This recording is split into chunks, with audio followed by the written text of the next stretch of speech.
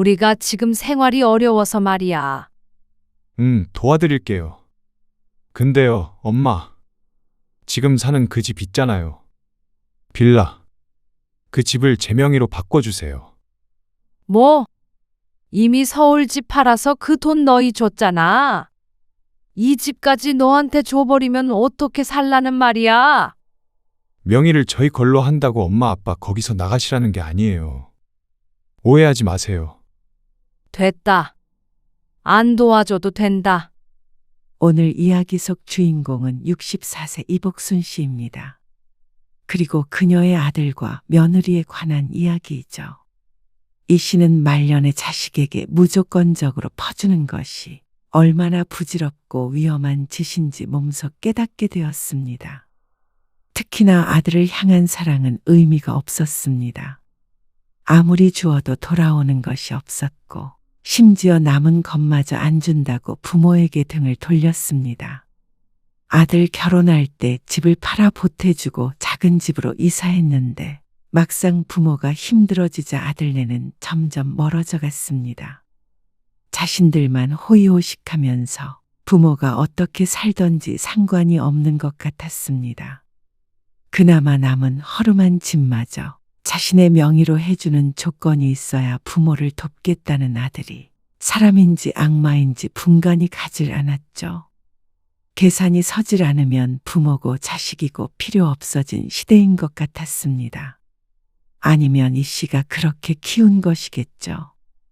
이미 많은 것을 주었지만 이제 더 이상은 줄 수 없겠다 싶었습니다. 이런 자식에게 주느니 어려운 사람에게 적선을 하는 게 나을 것 같았습니다. 그게 아니더라도 이 씨에게 자식이 아들 하나뿐인 것도 아니니 그만 아들에게 목매자 다짐했죠. 이 씨는 아들이 하나 그리고 그 밑으로 딸도 하나 있었습니다. 하나 둘은 더 낳고 싶었는데 남편이 아들 하나 있으면 됐다고 아이는 둘째로 끝내자고 했습니다. 남편은 젊었을 때는 건설 현장에서 십장 노릇도 하고 작은 인테리어 업체를 운영하기도 했습니다. 열심히 일한 덕에 두 아이를 키우며 생활이 힘들진 않았습니다. 남들처럼 투자를 하지 않아서 그렇지 알뜰하게 모은 돈으로 서울에 집도 마련했죠. 남편은 성격이 불같은 사람이었습니다. 그래서 이 씨도 남편이지만 눈치를 많이 봤죠. 그런 남편에게도 유독 약해지는 존재가 있었는데 그게 바로 아들이었습니다. 아들은 금이야. 날은 은이고. 남편이 입버릇처럼 하던 말이었습니다. 그 얘기를 들으면 딸이 의기소침해지곤 했죠. 그러면 이 씨는 딸을 위로하곤 했습니다. 아버지는 원래 그러니까 이해하라고 말이죠. 아들, 딸 모두 어릴 때부터 공부를 곧잘 했습니다. 그래서 대학도 서울에 있는 곳을 갈 거라고 믿어 의심치 않았습니다. 뭐? 서울은 안 될 것 같아? 재수를 해야 될 것 같아요. 아들은 대입 시험에서 좋은 성적을 거두지 못했습니다. 그래, 한 번 더 해보자. 할 수 있어. 그래서 재수를 시키게 되었습니다. 당연히 실수를 했다고 생각했고 한 번 더 도전하면 명문대에 들어갈 수 있을 것 같았습니다. 하지만 아들은 삼수를 했고 결국엔 여동생과 같은 해에 대학에 입학하게 되었습니다. 하지만 딸은 서울에 있는 대학에, 아들은 지방에 있는 대학에 붙었습니다. 딸은 집에서 통학이 가능하기 때문에 계속 같이 살았지만 아들은 자연스럽게 부모 품을 떠날 수밖에 없었습니다. 대학을 졸업한 후에 다시 서울로 돌아왔지만 아들은 이 씨 부부와 함께 살지 않았습니다. 왜 굳이 나가서 산다는 거야? 멀쩡한 집 놔두고 다 큰 남자가 부모님이랑 살면 당연히 이상하죠. 혼자서 밥 해먹고 할 수가 있니? 20대 중반이 넘었지만 아들은 물가에 내놓은 아이 같았습니다. 딸은 뭐든지 혼자 잘했지만 아들은 어쩐지 항상 불안했습니다. 공부만 잘했지 똑부러지는 느낌이 없었습니다. 나가서 취업 준비하는 게 더 잘 돼요. 딸은 진작에 취업을 했는데 아들은 비교되기가 싫은 것 같았습니다. 삼수도 했고 군대도 다녀왔으니 당연한 일이었는데 말이죠. 아들은 혼자 나가서 살게 되었는데 그런다고 스스로 알아서 사는 것은 결코 아니었습니다. 보증금도 이 씨 부부가 내주었고 주말마다 이 씨가 가서 살림살이를 챙겨주어야 했습니다. 인호한테 안 가봐. 이번 주에는 오지 말래요. 집에 손님이 온다고. 그 좁은 집에 누가 온다고 그래? 몰라요. 여자친구라도 오나 보죠. 여자친구? 남편은 이 씨의 말에 솔깃한 표정을 지었습니다. 벌써부터 며느리 생각을 하는 것인지도 몰랐습니다. 근데 취업을 해야 애가 결혼을 하든 말든 하죠. 이 씨는 한숨을 쉬며 남편에게 말했습니다. 아들은 졸업 후 2년간 취업을 못하고 있었습니다. 취업한다고 나가서 살더니 그냥 나가서 살기만 했죠. 그러다 보니 아들의 집세며 생활비는 모두 이 씨 부부가 내주고 있었죠. 애 기 안 죽게 용돈 넉넉하게 넣어줘. 아이고, 알았어요. 인영이 너는 오빠 앞에서 회사 얘기 하지 말고. 네? 남편은 아들 앞에서는 언제 철드냐며 혀를 찼지만 누구보다도 아들을 걱정하고 사랑했습니다. 결국엔 아들이 잘 될 거라는 믿음도 있었습니다. 엄마, 생활비 넣었어요. 아이고, 인영이 네가 고생이야. 아니에요. 당연히 드려야죠. 반면에 딸은 취업 후부터 꾸준히 매달 생활비를 주었습니다. 큰 돈은 아니었지만 그래도 부모에게 얹혀 사는 것에 대해 감사함을 느끼는 것 같아서 뿌듯했습니다. 그러다가 아들이 취직을 했을 때는 집안이 온통 축제 분위기였습니다. 차 필요하면 아빠 차 타고 다녀. 정말요? 딸이 차를 빌려달라고 했을 때는 대중교통 잘 돼 있다면서 핀잔했던 남편이었는데 아들은 묻지 않아도 먼저 차를 빌려주겠다고 했습니다. 이 씨가 슬쩍 딸을 쳐다보았는데 크게 신경 쓰는 눈치는 아니었습니다. 인영아, 네 오빠 국 좀 더 떠다 줘라. 네, 같이 살면서 부모를 살뜰하게 챙기는 건 딸이었습니다. 집안일을 거들고 주말에는 장을 봐서 밥도 차렸습니다. 그리고 든든한 건 아들이었습니다. 떨어져 살아서 그런지 애틋한 마음도 있었죠. 인영아, 네 오빠 집에 가서 냉장고 좀 채워줘라. 엄마가 이번 주에는 바빠서 못 가겠네. 아, 저도 약속이 있는데. 나간 김에 잠깐 들르면 되지. 오빠도 이제 성인인데 알아서 하게 두세요. 그리고 딸은 그게 마음에 안 드는 것 같았습니다. 성인이어도 자식이니까 걱정이 되지. 오빠 걱정하는 만큼 저도 걱정해 주시던가요. 인영이 너는 알아서 잘 하잖아. 네 오빠는 안 그러니까 그렇지. 이상하게 아들은 나이를 먹었어도 애 같았습니다.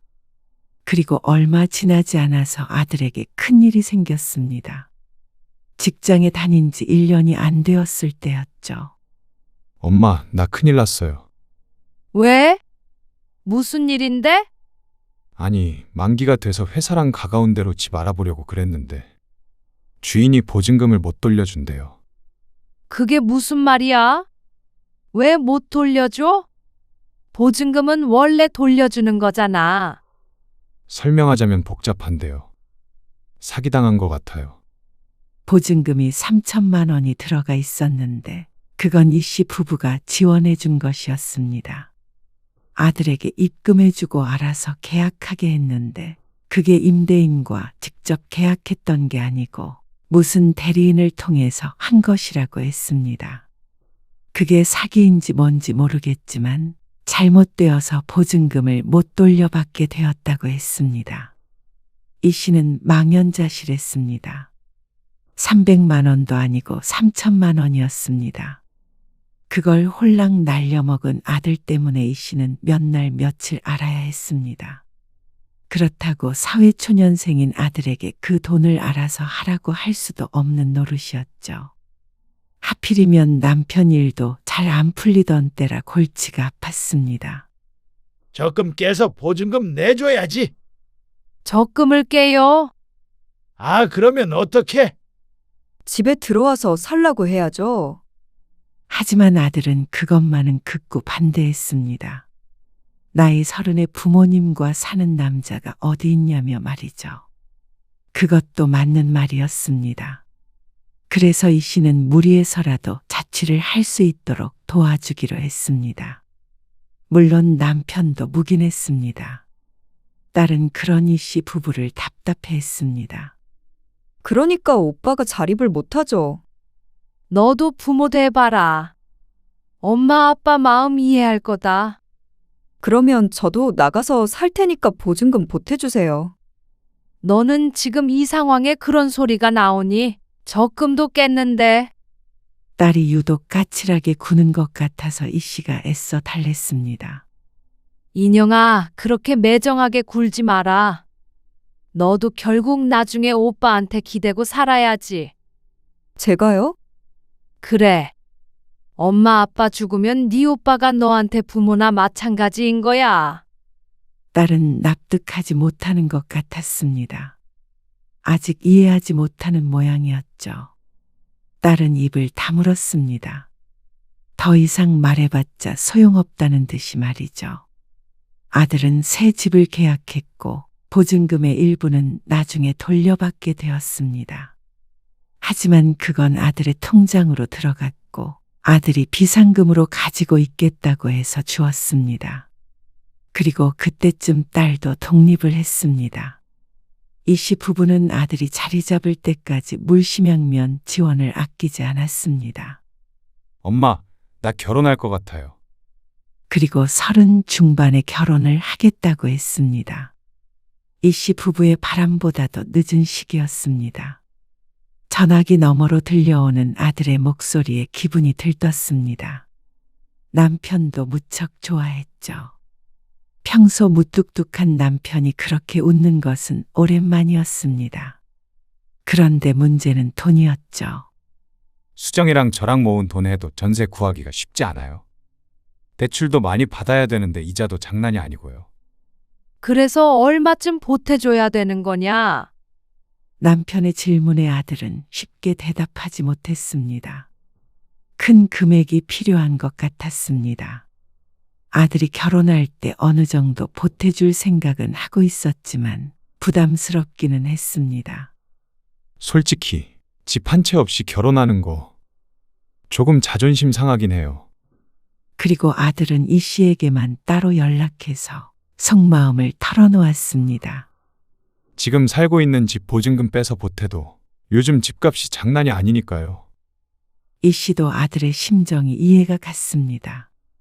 이 씨의 지인들도 자식들 결혼시키며 죽는 소리를 하길래 어느 정도 마음의 준비도 하고 있었죠. 금 같은 아들인데 집은 해줘야지. 남편이 이 씨가 전한 말을 듣고 고개를 끄덕였습니다. 이 집 팔고 이사 가자고. 외곽으로 빠지면 될 거 아니야. 이 씨도 생각하고 있던 바였습니다. 집을 팔고 경기도로 간다면 그래도 꽤나 차액이 나올 테니 그 돈을 지원해 주기로 했습니다. 어차피 딸도 없이 둘밖에 없으니 집 평수도 확 줄이면 충분했습니다. 엄마랑 아빠는 그럼 어디 사시게요? 그 소식을 들은 딸이 찾아와서 물었습니다. 알아보고 있어. 작은 집으로. 전세나 월세도 괜찮고. 그게 말이 돼요? 왜 그렇게까지 해야 하는 건데요? 없으면 없는 대로 시작해야지. 그러면 엄마 아빠는 노후에 어떻게 하시게요? 돈 벌고 있는데 뭘. 언제까지 버실 줄 알고요. 딸이 무슨 걱정을 하는지는 알고 있었습니다. 이 씨를 위한 말이라는 것도 말이죠. 하지만 이 씨는 결정을 번복할 마음이 없었습니다. 그래도 네 오빠 제대로 자리 잡게 도와줘야 할 거 아니야. 그리고 그래야 나중에 너도 이끌어주지. 저는 이끌어주지 않아도 돼요. 제발 이제 그만하시고 엄마 아빠 챙기세요. 딸의 표정이 굳어졌습니다. 걱정하지 마. 그거 보태도 길에 나앉는 거 아니니까. 이 씨 부부는 집을 급하게 내놓았습니다. 아들네가 결혼 날짜를 너무 가깝게 잡는 바람에 느긋하게 내놓고 기다릴 시간이 없었습니다. 결혼 일정에 맞추려고 하다 보니까 결국 집은 시세보다 저렴하게 팔 수밖에 없었습니다. 그리고 아들의 손에는 2억 5천만 원이 주어졌습니다. 이 씨 부부는 경기도에 있는 작은 빌라를 사서 이사했습니다. 오래되지는 않았지만 환경이 이전에 살던 곳보다 좋지는 않았습니다. 아파트에 오래 살다가 빌라에 살려고 하니까 적응도 잘 안 됐고 말이죠. 인테리어 가게도 정리를 했습니다. 경기도에다가 작게 차릴 생각이었습니다. 둘이서 입에 풀칠 알 정도로만 벌면 그만이라고 생각했습니다. 이 씨 부부는 아들한테 억소리 나게 보태면서 장가를 보낼 수 있어서 다행이라고 생각했습니다. 아들 번듯하게 장가 잘 보내면 됐지. 뭐?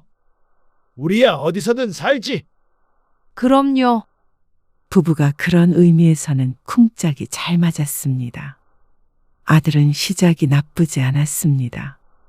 아들 내외 모두 직장에 다녔으니까 안정적인 수입도 있었고 대출이 있었어도 내 집에서 시작을 하니까 생활에 어려움이 없어 보였습니다. 그런데 문제는 그 후였습니다. 아무래도 몸 쓰는 일이 많다 보니 나이가 들어 할 수 없는 일들이 생겼습니다. 게다가 겨울에 빙판에서 넘어지는 바람에 허리와 골반을 다쳤었는데 그 때문에 일에 지장이 생겼죠. 후유증으로 한동안 거동이 불편한 것은 괜찮았지만 그 이후에도 일을 할 수 없게 되었습니다. 인테리어 가게를 차리기는커녕 일용직으로도 일하기가 힘들었죠. 이 씨도 평생 전업주부였기 때문에 아르바이트를 해도 수입이 클 수가 없었습니다. 고된 일이 아니면 이 씨 같은 사람을 써주는 곳도 많지 않았습니다. 식당에서 단기로 일을 했지만 그것 가지고 둘이서 계속 생활할 수는 없었습니다. 크게 사치하지 않아도 두 사람이 생활하는 데는 필요한 최소 금액이 있었습니다. 집을 팔고 사고 짐을 옮기고 하는 과정에서도 꽤나 돈이 나갔는데 그래서 저축은 눈에 띄게 줄어들었습니다. 아들에게 줄 수 있는 한 최대로 주자 싶어서 이 씨 부부의 경제 상황은 그다지 넉넉하지가 못했습니다. 당장에 굶어 죽지는 않겠지만 걱정은 해야 하는 수준이 되었습니다. 일할 만해요? 할만 안 해도 해야지 뭐. 나도 오늘 좀 늦게 끝날 거예요. 이번 주 계속 나가는 거야. 아니요. 내일까지만 도와주기로 했어요.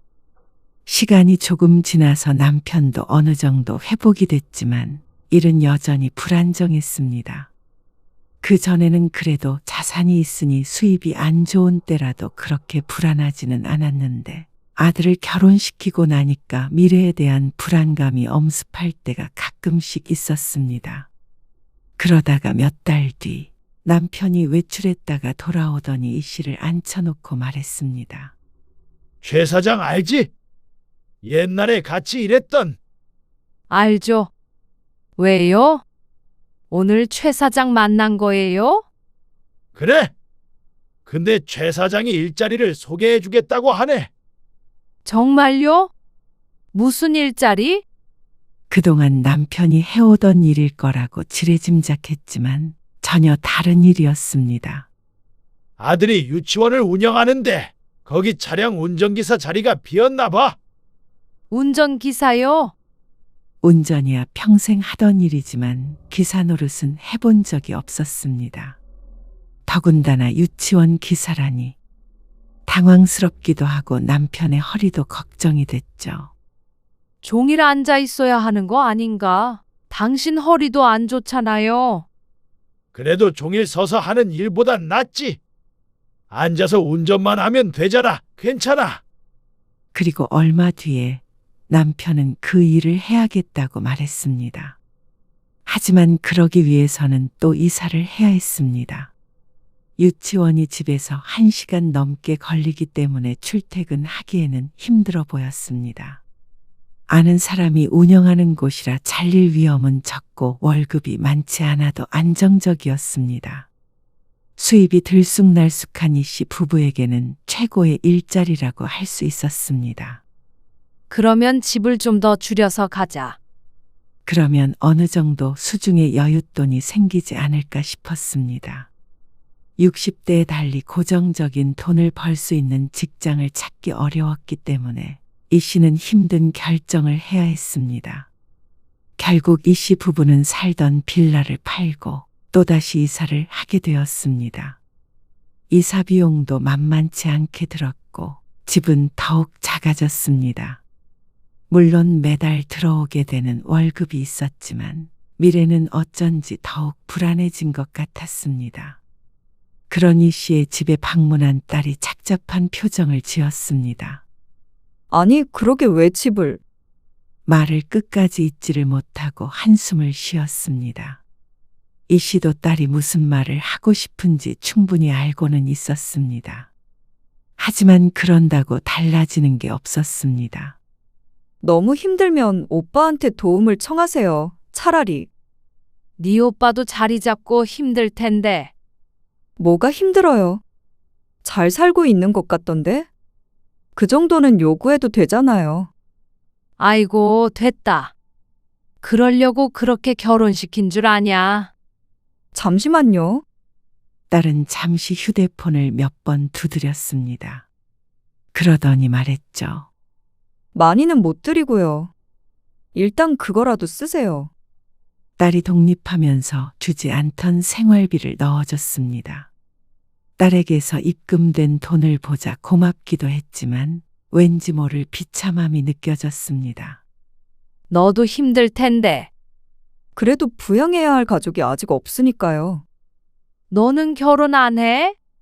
벌써 30이 훌쩍 넘었는데 아직도 결혼 소식이 없는 딸이 안타까워 물었습니다. 그러자 딸이 고개를 저었습니다. 혼자 살기도 힘들어요. 결혼하면 뭐가 저절로 나아져요? 푸념에 가까운 대답이었습니다. 그러고서 딸은 집으로 돌아갔습니다. 그래도 종종 들여다봐줘서 고마웠습니다. 역시 딸은 딸인가 보다 싶었죠. 하지만 갑갑한 마음은 해소되지 않았습니다. 여보, 나 출근해. 다녀와요. 출근하는 남편의 표정이 무척 어두웠습니다. 최근 들어서 그랬습니다. 혹시나 허리가 아파서 그런가 싶어서 물었더니 그건 아니라고 고개를 저었습니다. 그런데 왜 그런지 제대로 얘기를 안 해줬죠. 그런데 퇴근해서 돌아올 시간이 한참 지났는데도 남편이 돌아오질 않았습니다. 전화를 해도 받지 않아서 걱정된 마음에 집 밖을 나서서 골목을 두리번거렸습니다. 그렇게 30분쯤 서 있었을까요? 멀리서 휘청거리는 발걸음으로 집을 향해 다가오고 있는 남편이 보였습니다. 여보, 잔뜩 취한 것 같았습니다. 말이 꼬이고 평소의 칼칼한 목소리가 아니라 힘 빠진 노인네 목소리가 났습니다. 무슨 술을 이렇게 많이 마셨어요? 나 이제 일 못해. 그게 무슨 말이에요? 오늘 유치원에서 무슨 일 있던 거예요? 그런데 자세히 보니까 얼굴에는 못 보던 상처가 있었습니다. 심한 것은 아니었지만 무언가에 긁힌 자국 같았습니다. 술 먹고 어디서 넘어졌나 싶었는데 남편의 말에 이 씨의 눈이 크게 떠졌습니다. 유치원 원장 부인 말이야. 그 여자가 뭘 집어 던져가지고. 뭐라고요? 원장 부인이면 최 사장 며느리 아니에요? 맞아. 이어지는 말들이 충격적이었습니다. 그동안에도 갑질을 하고 사람을 무시하는 경향이 있었는데 이 씨가 나이가 많은 것을 가지고 학부모에게서 항의를 받았다고 했습니다. 운전 스타일이 거친에 어쩌네 했던 모양인지 언성을 높이다가 분에 못 이겨서 연필꽂이를 집어던졌다는데 이게 사람이 할 짓인가 싶었습니다. 그것도 시아버지의 지인에게 말이죠. 당신이 최 사장이랑 친한 건 알고 있어요? 그 여자랑은 그런 얘기는 해본 적 없는데 알기야 알겠지. 미쳐 돌아가는 세상이었습니다. 당장에 경찰에 신고해요. 아, 그래도 어떻게 최 사장 며느리를 신고해. 그냥 조용히 일 그만둬야지. 호랑이 같았던 양반이 왜 이렇게 힘없는 노인네가 됐나 싶었습니다. 곧 7순이 아니라 8순은 넘은 것 같았습니다.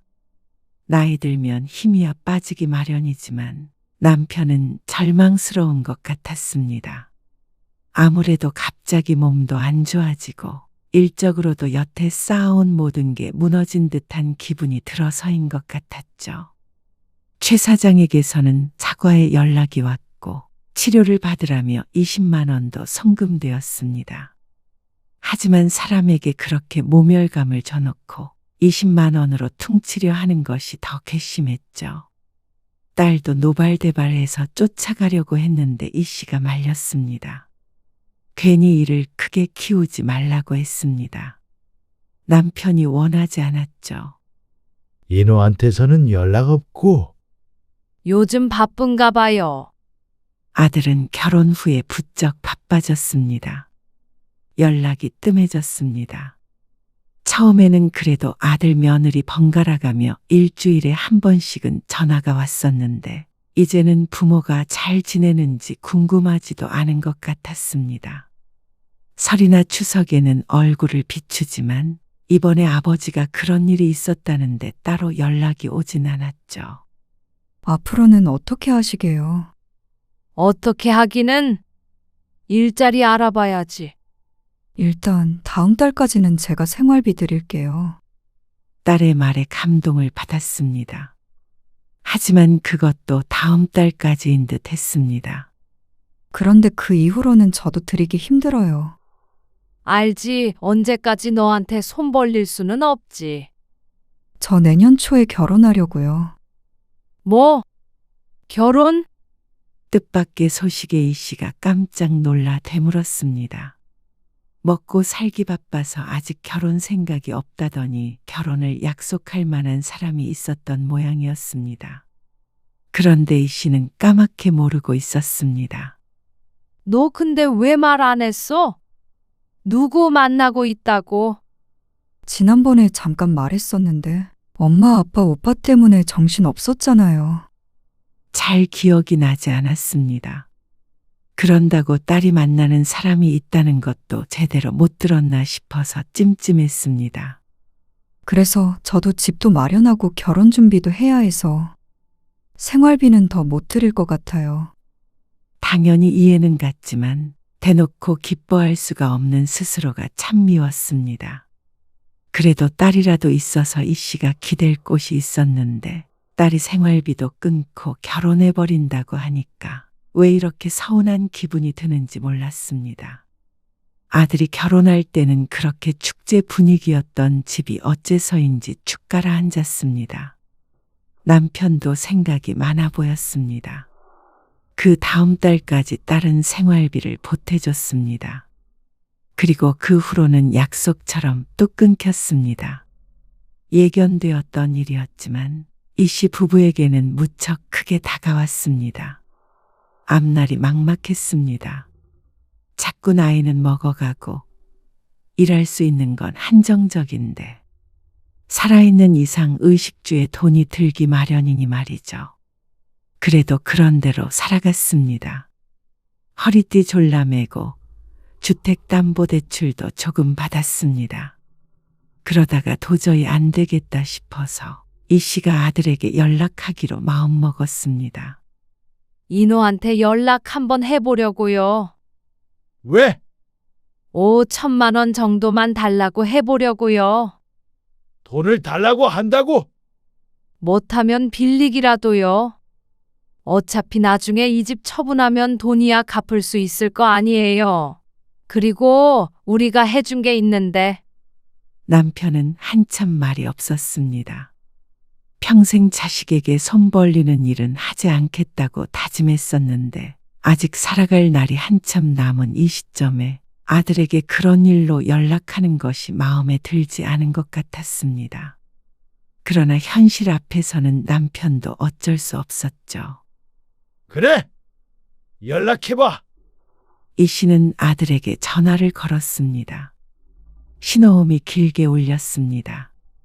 5번, 6번. 그리고 끊어졌습니다. 다시 걸었습니다. 이번에도 받지 않았습니다. 바쁜가 보다 싶어서 문자를 남겼습니다. 인호야, 엄마다. 시간 되면 전화 좀 줘. 할 얘기가 있어. 답장은 다음 날 저녁에야 왔습니다. 무슨 일이세요? 아들의 목소리가 들리자 이 씨는 조심스럽게 상황을 설명했습니다. 아들도 모를 리 없는 이들이었습니다. 그래서 5천만 원 정도가 필요해. 아, 상의를 좀 해봐야 하는데요. 아들의 대답은 바로 돌아오지 않았습니다. 아무래도 혼자 결정할 일이 아니다 보니 이해가 갔습니다. 그런데 다음 날도 그 다음 날에도 아들에게서는 연락이 없었습니다. 초조한 마음이 되어서 다시 전화를 걸어보았죠. 상의는 해봤어? 아, 네. 그런데 그때 가까운 곳에서 며느리의 목소리가 들렸습니다.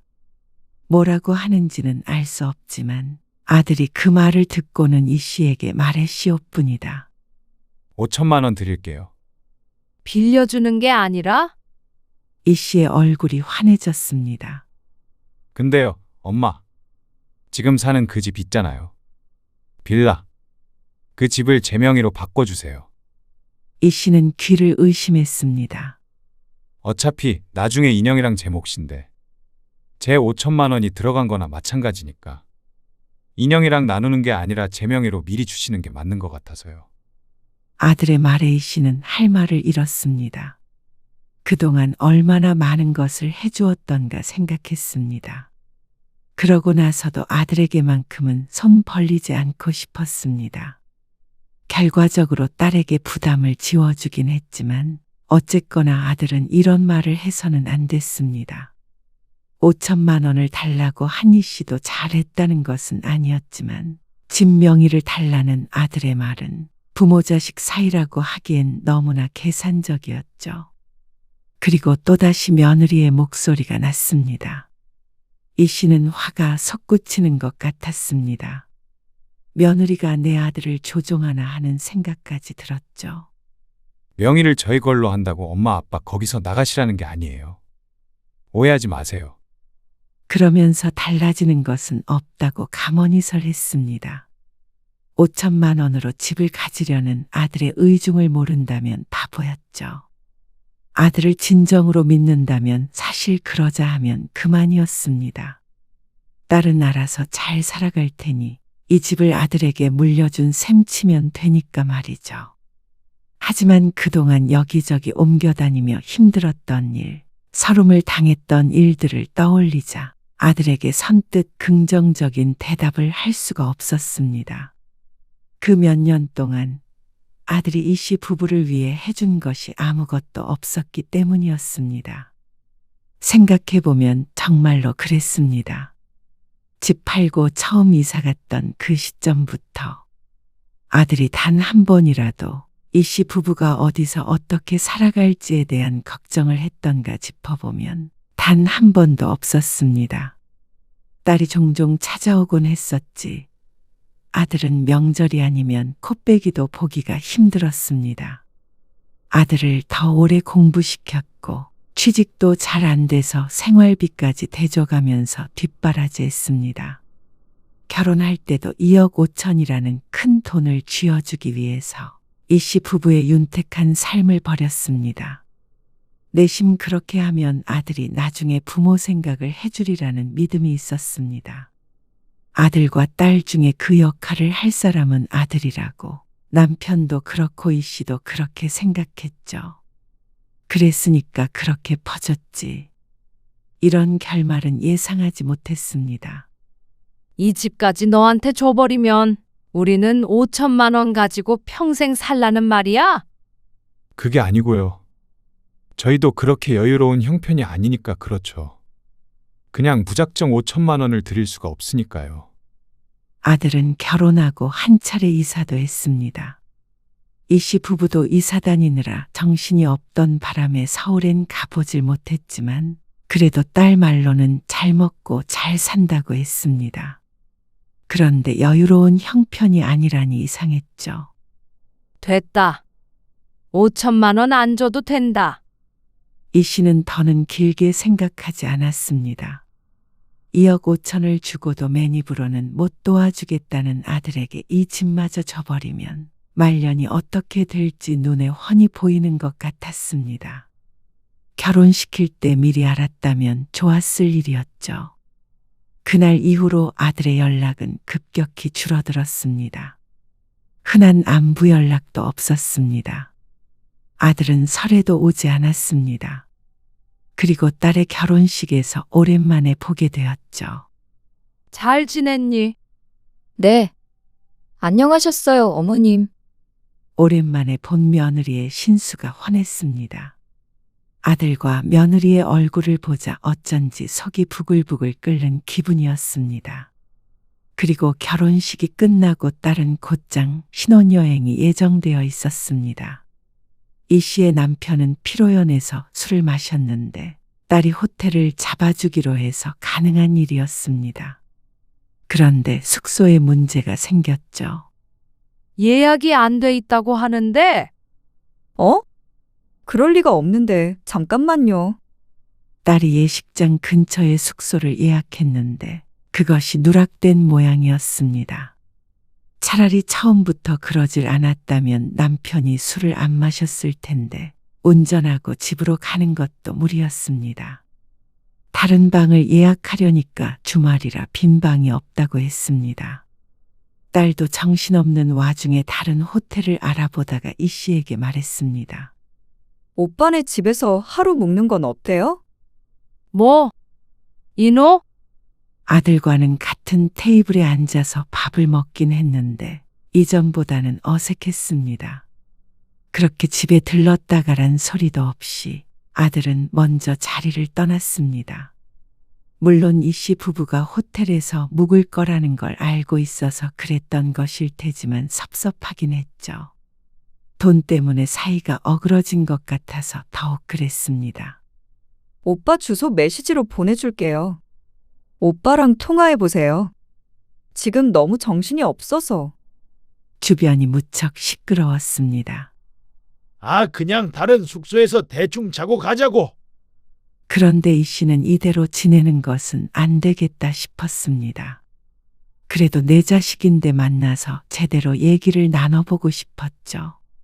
그리고 정말 그런 상황이 안 돼서 그런 말을 했던 거라면 이해하자 싶었습니다.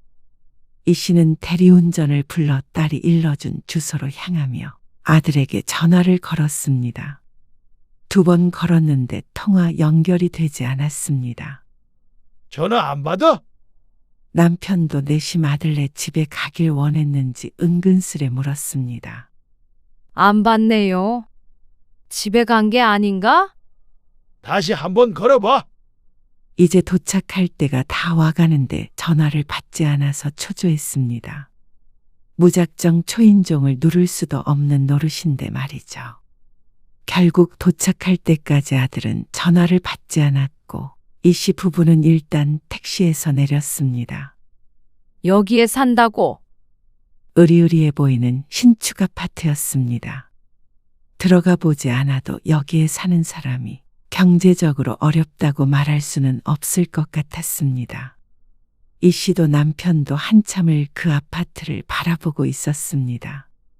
그때 아파트 주민으로 보이는 사람이 입구에서 걸어 나오는 걸 보고 이 씨는 자신도 모르게 말을 걸었습니다. 저기 말씀 좀 여쭐게요. 아, 예. 여기 아파트가 얼마 정도 되나요?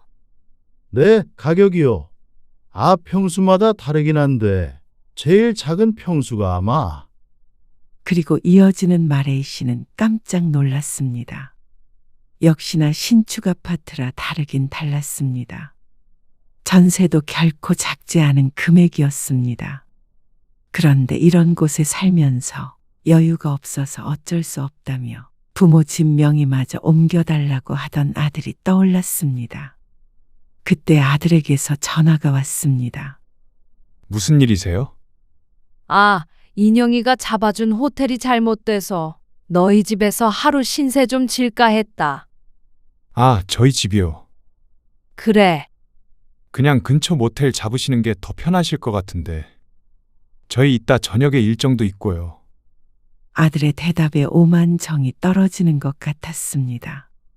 내가 알던 그 아들이 맞나 싶었습니다. 비록 먼 곳에서 온 것은 아니지만 그래도 다른 지역에서 온 부모를, 당장 잘 곳이 마땅치 않다는 부모를 단 한마디로 거절해버리는 아들이 야속했습니다. 집을 주겠다고 했다면 달랐을까요? 이렇게 좋은 아파트에 사는 아들이 작은 빌라 하나마저 달라는 게 우스웠습니다. 기어이 남은 것도 탈탈 털어가야 직성이 풀리나 싶었죠. 이 씨 부부는 근처 모텔에서 하룻밤 묵고 집으로 돌아왔습니다. 그리고 집에 돌아와 수많은 날을 고민했습니다. 딸도 이제 결혼을 해서 출가 외인이 되었고 아들은 부모를 나몰라라 했습니다. 그렇다면 이 씨 부부도 스스로 알아서 살아가야 했습니다. 이 집으로 연금 같은 거 들 수 있지 않아? 주택연금? 그거 돈 얼마 안 주잖아요. 그래도 다달이 돈을 받는 게 중요하지. 이제 뭐 누구 물려줄 생각도 하지 말고 살아야지. 아, 이 씨는 그제야 남편의 뜻을 이해했습니다. 그럴 거면 그냥 팔아버리고 월세 사는 것도 나쁘지 않겠네요. 그래도 죽을 때까지 내 집은 있어야지. 이 씨 부부는 그 후로 주택연금을 알아보았습니다. 매달 얼마씩이라도 나와야 살 수 있다는 말이 현실이었습니다. 앞으로도 무슨 일이든 할 테지만 점점 돈을 벌 수 있는 기회는 줄어들 테니 말이죠. 인호한테 준 돈 돌려받을 수 없대요? 그건 진작에 안 된다고 했다니까. 법무사에게 물어보았더니 이미 아들에게 증여한 돈은 돌려받을 수 없다고 했습니다. 아무리 괘씸해도 방법이 없었죠. 그렇다면 앞으로라도 주지 않아야 했습니다. 이 씨는 주택연금을 신청했고 그 얘기를 딸에게 했습니다. 잘 생각하셨네요. 딸은 별다른 반응이 없었습니다. 물려주지 않는다고 서운해할 줄 알았더니 역시나 아들과는 다르게 의젓했습니다. 누가 오빠고 누가 누나인지 몰랐습니다. 그리고 그게 아들의 귀에도 들어갔는지 오랜만에 아들에게서도 전화가 걸려왔습니다. 주택연금이요? 말이 돼요? 아들은 예상처럼 화를 냈습니다. 그런 걸 어떻게 자식들이랑 상의도 안 하고 결정해요? 내 집 문제를 왜 너희랑 상의해? 엄마, 그럴 거면 그냥 저한테 5천만 원 받고 명의를 주는 게 훨씬 낫죠. 그럴 거면 차라리 이 집 팔아서 그 돈으로 썼지. 아들이 말문이 막힌 듯 했지만 숨소리는 거칠었습니다. 이번 일 후회하실 거예요. 지금 가진 걸로는 한참 부족하다는 듯이 말하는 아들에게 질려버렸습니다. 부모가 그렇게 힘들다고 해도 거들떠도 안 보더니 자기 앞으로 떨어질 몫이 줄어들자 득달같이 전화해서 따지고 드는 아들을 더 이상 자식으로 생각하지 않기로 했습니다. 여태껏 뒷바라지했던 과거조차도 후회스러울 지경이었습니다. 후회는 네가 해야겠지. 엄마 아빠 눈에 피눈물 나게 한 거 나중에 후회하지나 말아라. 그리고 너 같은 놈한테는 한 푼도 안 남기고 다 쓰고 갈 거다. 이 씨는 아들에게 독하게 말하고 전화를 끊었습니다. 괘씸해서 욕을 한 바가지 더 퍼부어 주고 싶었습니다. 남편은 아들에게 호통을 치는 게 아니라 시름시름 알았습니다. 아들을 사랑했던 만큼 실망도 더 큰 모양이었습니다. 이 씨의 속도 말이 아니었습니다. 하지만 그렇게 주저앉아 있을 수만은 없었습니다. 주택연금을 받는다고 해도 몇십만 원이기에 생활에 크게 영향이 있지는 않았습니다. 그렇다면 둘 다 돈을 벌어야 했습니다. 어쩌다 이렇게 됐나 허탈했습니다. 아들만 믿고 살았는데 말이죠. 당신이 아들은 금이고 딸은 은이라면서요. 한숨 같은 이 씨의 말에 남편은 대답이 없었습니다. 내가 봤을 때 딸이 금이야. 그래도 딸은 그동안 이 씨 부부에게 참 잘했습니다. 같이 살며 생활비까지 내고 사는 자식이 어디 흔할까요? 아들만 챙기다 보니 그런 딸에게 더 잘해주지 못한 것 같았습니다. 김서방은 잘 있어? 이제는 딸 하나만 있다고 생각하고 살기로 결심했습니다. 처음부터 아들은 없었던 셈치기로 말이죠. 잘 있죠? 무슨 일이세요? 그냥 전화했지. 언제 한번 안 오나 하고. 아, 이번 달에는 좀 힘들고요. 다음 달쯤에 한 번 시간 내볼게요. 그런데 그런 딸도 결혼을 하고 나니까 거리가 느껴졌습니다. 아무래도 가정이 생기고 나니까 달라질 수밖에 없겠구나 싶긴 했습니다. 하지만 그런 일이 계속되자 딸에게도 서운했습니다. 혹시나 부모가 돈이 없다고 딸마저 자신들을 무시하나 싶었습니다. 손을 벌리는 것도 아니고 그냥 보고 싶었을 뿐인데 말이죠. 그런데 살다 보면 생각했던 것과 다르게 인생이 흘렀습니다. 자식들에게 손 벌리지 말아야지 했다가도 벌려야 할 일이 생겼습니다. 아들과는 거의 절연하고 살기에 그 대상은 딸이 될 수밖에 없었습니다. 인영아, 있잖아. 이런 말 하기 좀 그렇긴 한데 네? 엄마, 이번에 네 아버지 차가 완전히 고장이 나가지고 수리를 맡겼는데 이게 금액이 참 차가 왜요? 오래 탔잖아. 아, 딸이라면 당연히 얼마라도 도와주겠다고 할 줄 알았습니다.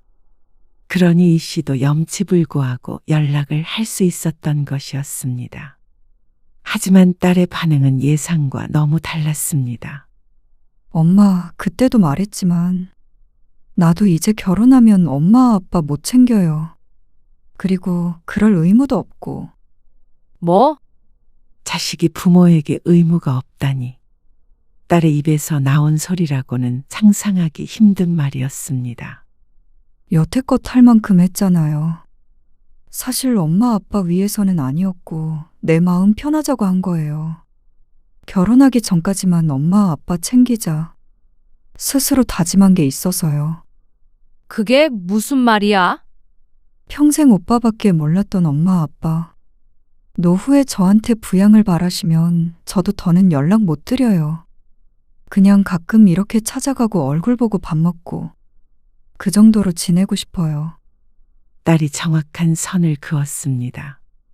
더는 다가오지 말라는 듯이 말이죠. 오빠가 해야 할 역할 제가 할 생각 없고 저도 이제 결혼했으니까 그럴 수도 없고요. 차는 이제 아빠 연세도 있으시니까 차라리 파는 게 나을 것 같고요. 오빠랑 얘기 잘 해보세요. 인영아, 왜 이래? 내가 언제 네 오빠밖에 몰랐다는 거야? 나는 너희 똑같이 사랑했어. 그건 잘 모르겠어요. 저는 엄마한테 오빠 같은 지원도 받은 적 없고 결혼할 때도 제가 알아서 했잖아요. 2억 5천이 아니라 2,500도 안 해주셔서 와닿지는 않네요. 딸이 무척 차갑게 느껴졌습니다. 아무 말도 한 적이 없어서 서운해하고 있을 거란 생각을 하지 못했습니다. 그걸 따지려고 하는 말은 아니고요. 앞으로는 저한테 더 이상 그런 부탁은 안 하셨으면 해요. 그 말이 가슴에 비수처럼 꽂혔습니다. 그동안 보지 못했던 것을 엿본 기분이었습니다. 미안하다. 딸의 말에 한치도 거짓이 없으니 그 말밖에는 할 수 없었습니다. 이 씨는 전화를 끊고 고개를 숙이고 있었습니다. 아들만 생각하는 바람에 아들에게는 버림받았고 딸마저 멀어졌습니다. 그리고 그 모든 시작이 이 씨 부부라는 건 부정할 수 없는 사실이었죠. 스스로를 돌보지 못한 어리석은 선택이 말년을 비참하게 만들었습니다. 평생 사랑을 쏟아부었던 아들에겐 재산을 안 주겠다고 작은 복수를 했지만 결국 일은 돈이 더 컸고 마지막은 누구에게도 기대지 못한 채 쓸쓸히 살아가게 될 것 같았습니다. 금이니 은이니 따지던 세월이 무색하게 이 씨 부부의 곁에는 아무도 없었습니다.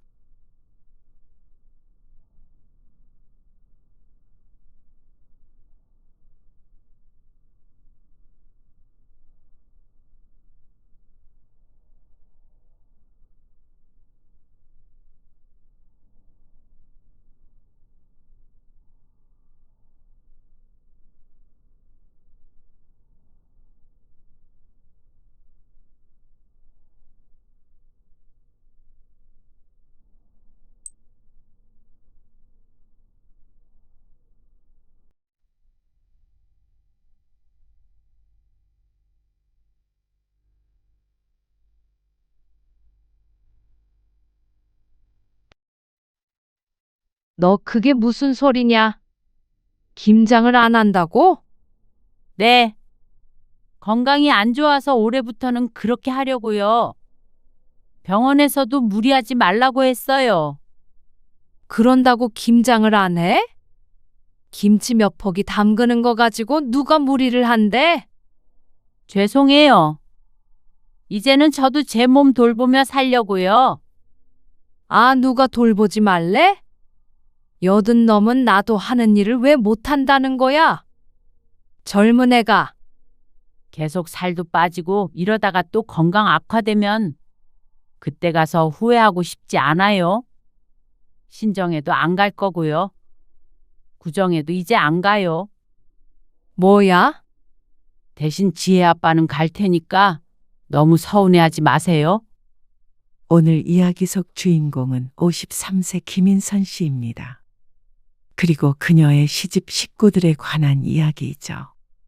물론 거기에는 김 씨의 남편도 포함이 될 수밖에 없었습니다. 시집살이는 남편이 시키는 것이라는 말이 있듯이 말이죠. 김 씨는 언제쯤 시집 행사에서 벗어날까 한탄만 하며 살아왔습니다. 하지만 암에 걸리고 낫기도 해보니까 죽을 고비를 넘겼다고 생각하니까 그동안 전전긍긍하며 살아온 세월이 부질없이 느껴졌습니다. 무엇 때문에 그토록 눈치를 보며 서러운 세월을 보냈을까? 큰 고비를 넘긴 며느리도 못 부려먹어 안달인 시집 식구들의 민낯을 보니 정신이 깨는 기분이었습니다. 행복하게만 살아도 부족한 인생이었습니다. 시어머니라고 한들 김 씨의 인생을 괴롭게 만들 수 없었습니다. 김 씨 스스로가 마음 먹는다면 말이죠. 그 마음을 먹는 데까지 오래도 걸렸습니다. 죽음에 맞닿은 이후에야 그런 용기가 생겼습니다. 더 이상 무서울 것이 없었습니다. 그리고 평생 제대로 된 내 편이 되어주지 못했던 남편마저 등질 각오를 하니 김 씨를 막을 수 있는 사람은 없었죠. 그래서 암에 걸린 며느리에게 그래도 김장하러 오라는 시집 식구들은 김 씨의 인생에서 지워버릴 작정이었습니다. 김 씨는 결혼한 직후 자신의 운명을 예감했습니다. 혹독한 시집살이가 될 것 같았습니다. 신혼 첫 해부터 시어머니의 기대는 명확했습니다. 제사는 며느리가 준비하는 것이고 명절 음식은 며느리의 손에서 나오는 것이며 시댁 어른들의 생신상은 며느리가 차리는 것이었습니다. 시어머니는 그것이 당연한 도리라고 생각했습니다. 김 씨가 하필이면 유일한 며느리인 것이 불행이었죠. 너는 이제 김 씨가 아니라 강 씨라고 생각하고 살아야 하는 거야. 지금 생각해보면 황당했던 시어머니의 말이 왜 그토록 무서웠는지 김 씨는 정말 강 씨로 뼈를 묻어야 하는 건가 싶어서 겁을 먹었었죠. 그래서 김 씨는 바보처럼 고개를 끄덕였습니다. 남편은 장남이었습니다. 그렇기에 모두들 김 씨가 책임에 따르는 것을 당연시했습니다. 당신은 왜 밥 안 먹어? 설거지 해야 해서. 밥을 먹고 해야지 설거지는. 어머님이 이거 해놓고 먹으라고 하셨어. 어머니도 참. 산더미처럼 쌓인 그릇들을 보며 남편은 한숨을 쉬었습니다. 하지만 그렇다고 고무장갑을 달라고 하지도 않았습니다. 남편도 고생하는 김 씨를 안타까워하긴 했지만 그래도 그건 며느리가 하는 일이 맞다고 생각했습니다. 그렇게 커왔으니 당연했습니다. 며느리들이 노동을 하는 것이 당연한 환경에서 컸으니까 이상하다고 생각을 못한 것이었습니다. 아내가 안타까운 것은 별개의 문제였고 말이죠. 그렇기 때문에 김 씨도 자연스럽게 이건 내 일이라는 생각을 할 수밖에 없었죠. 산적이랑 곶감 가지고 와라. 아내, 잠시만요. 다음 날 차례상을 차리다 시어머니의 말에 서둘러 산적과 곶감이 담긴 제기를 들고 다가갔습니다. 그러자 시어머니가 인상을 쓰며 핀잔했습니다. 너는 그거를 쟁반에 받쳐서 가지고 와야지. 맨손으로 들고 와. 친정에서 그렇게 가르쳤어? 어쩌면 예의가 아닌지도 몰랐습니다. 20대 어린 나이에 모르는 것 투성이었죠. 하지만 시어머니는 가르침보다도 꾸짖음이 늘 먼저였습니다. 그럴 때면 자꾸만 주눅이 들고는 했고 김 씨 스스로가 모자란 사람이 된 것만 같았습니다. 너는 제사상 놓는 순서도 모르니? 아, 보고 배울게요. 잘 봐도 금방 네가 물려받아야 할 거 아니니? 시어머니의 말에 김 씨의 얼굴이 거무죽죽해졌습니다. 도저히 자신이 없었죠. 하지만 맏며느리라는 것이 그런 거라고 했습니다. 차례상이 다 차려지면 뒤쪽에 멀찌감치 떨어져 서 있다가 부르면 얼른 달려가서 심부름을 해야 했습니다. 그것이 시집에서 며느리의 위치였습니다. 우리는 다른 사람들 다 먹으면 먹자. 네, 차례가 끝난 뒤에 밥을 먹을 때도 마찬가지였습니다. 남들 식사가 다 끝나고 자리가 비면 그제서야 뒤늦게 남은 반찬에다 밥을 먹을 수 있었습니다. 그리고 그건 시어머니도 똑같았습니다. 시어머니조차 며느리라는 위치에서 자유롭지 못했습니다. 그저 좀 더 힘이 있는 강씨 가문의 종일 뿐이었죠. 힘들지? 수고했어. 그래도 김 씨는 남편이 시아버지보다는 낫다고 생각했습니다. 시어머니나 며느리에게 수고했다는 말 한마디도 없는 시아버지보다는 그래도 아내 걱정을 해주는 남편이 다정하다고 생각했습니다. 바보처럼 말이죠. 명절만이라면 다행이었을 텐데 김 씨는 시집에 가족 행사가 이토록 많은 줄은 처음 알았습니다. 명절과 제사, 어버이날, 그리고 가족들 생일까지 하나하나 챙겼는데 하나하나 시집 식구들에겐 큰 행사였습니다. 김 씨의 친정에는 전혀 없는 문화였습니다. 김 씨 가족이 너무 개인적이거나 강 씨가 너무 가족적인 것이었겠죠. 김장을 하는 날이면 2박 3일 동안 시집에 머물러야 했습니다. 시집 김장 맛을 배워야 한다며 시어머니는 주로 지시를 했고 직접 참여하는 것은 김 씨였습니다. 젓갈 냄새가 손에 배어 며칠이 지나도 빠지지 않았습니다. 손가락 마디마디가 붓고 허리는 꼿꼿이 서 있기가 힘들었습니다. 그런 와중에도 시누이가 말했습니다. 언니, 내년에는 한설은 포기 더 담가줘요. 우리 애들이 김치를 좋아해. 언니가 손맛이 좋은가 봐요. 김장이라고는 해본 적도 없던 김 씨가 손맛이 좋으면 얼마나 좋다고 그런 말을 할까요? 부려먹기 위해 하는 말이라는 걸 알았습니다. 김장이 끝나고 집에 돌아와서 앓고 있으니 남편은 걱정했습니다.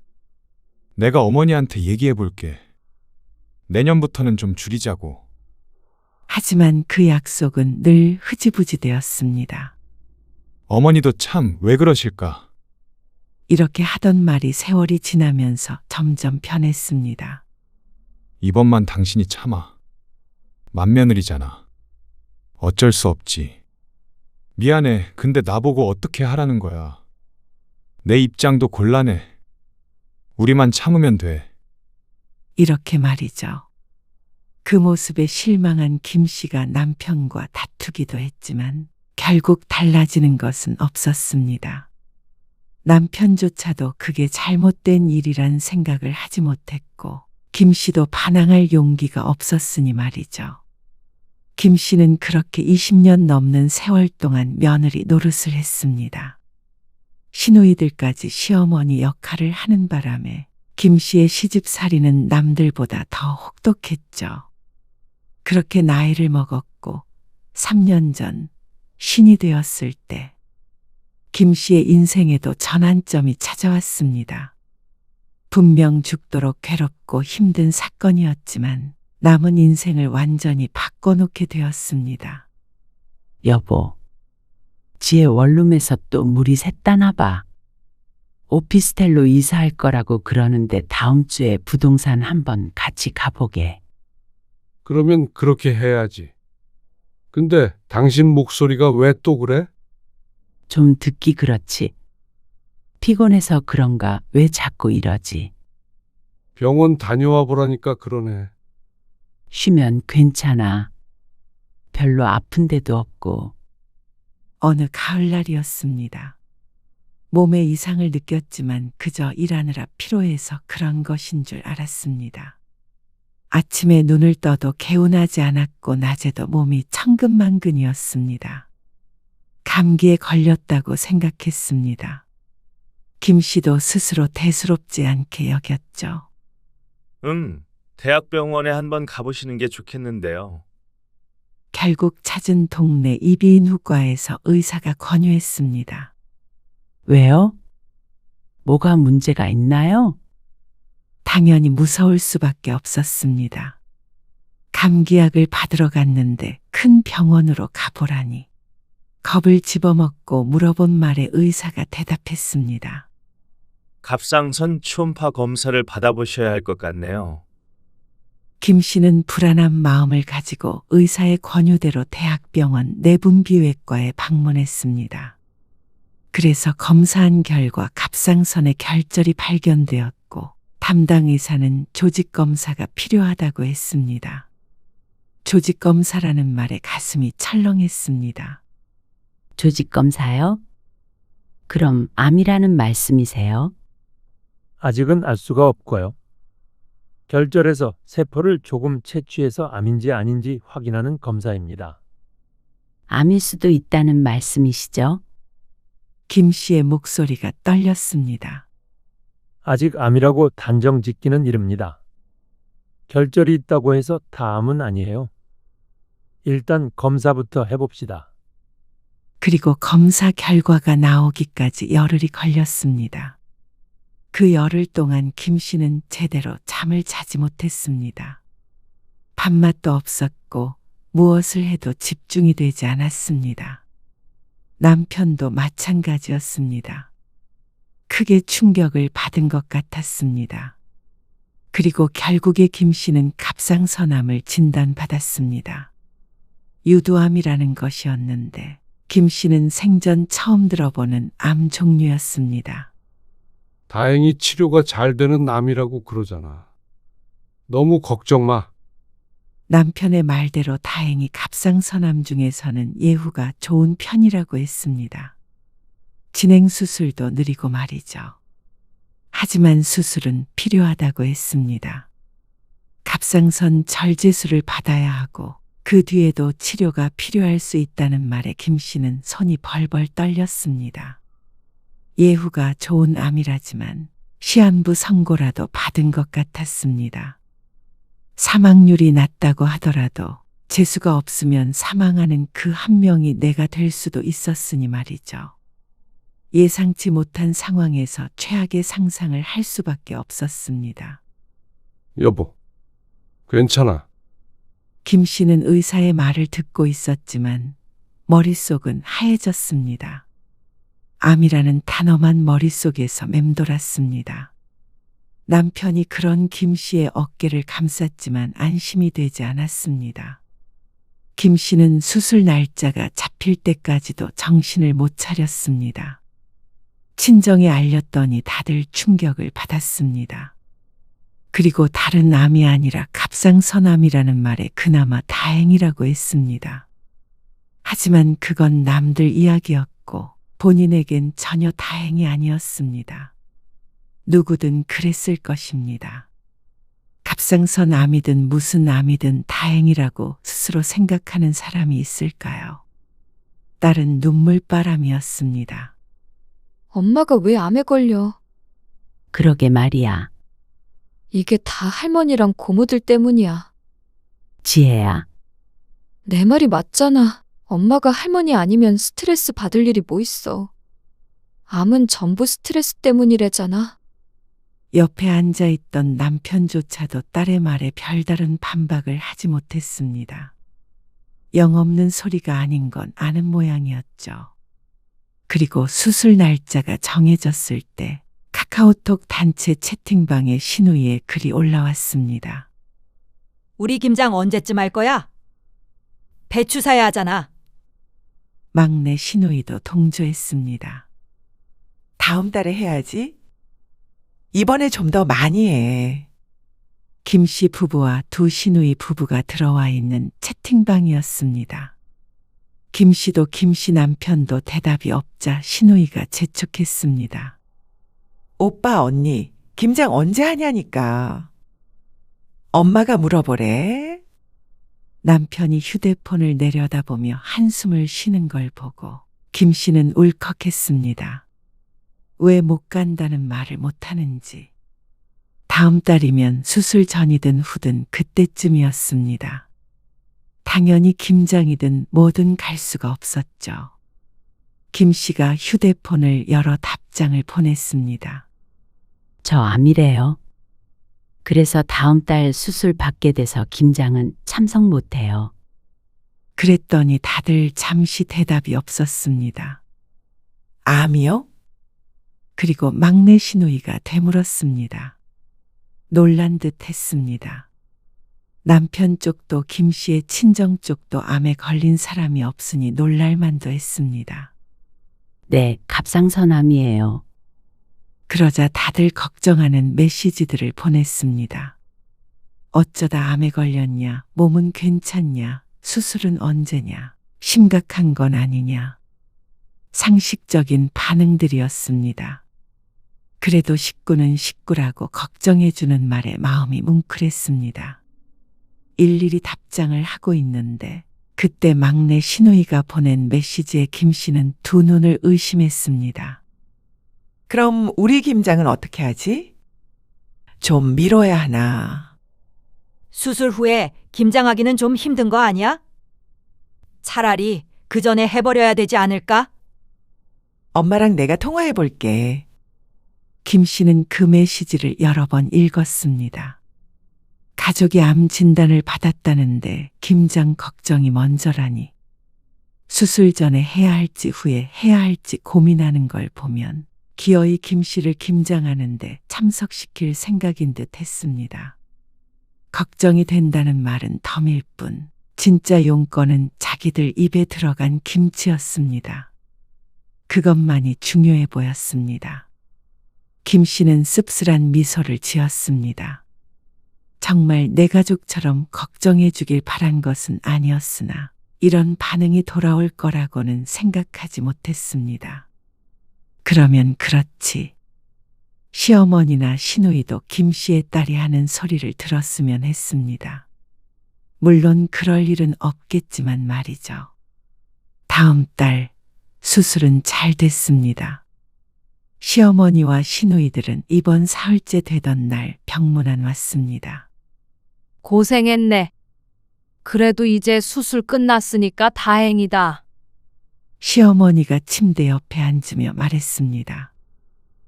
언니, 생각보다 안색이 좋네요. 갑상선암 수술이 다른 암보다는 덜 힘들긴 한가 봐요. 신우이가 가벼운 어조로 말했습니다. 김 씨는 그 말에 대꾸하지 않았습니다. 멀쩡해 보이는 것과 실제로 멀쩡한 것은 다른 문제였습니다. 시어머니가 과일 바구니를 침대 옆 탁자에 올려놓으며 말했습니다. 병원에서 푹 쉬어라. 김장은 우리끼리 어떻게든 할 테니까. 네, 어머니. 감사합니다. 올케 없이 제대로 될까 모르겠네. 그렇다고 김장을 한없이 미룰 수도 없고. 신우이가 한숨을 쉬며 말하자 김 씨는 그냥 고개를 숙였습니다. 꼭 김 씨가 할 일을 어쩔 수 없이 자신들이 해주는 것처럼 생색을 냈습니다. 거기에다가 대고 감사하다고 해야 하는 자신의 처지가 어쩐지 처량하게 느껴졌습니다. 아니, 병실에 앉아있는 스스로가 처량했죠.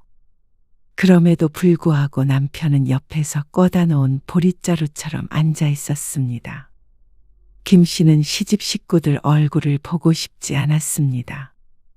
안 그래도 수술 후에 지치고 힘든 상황인데 말이죠.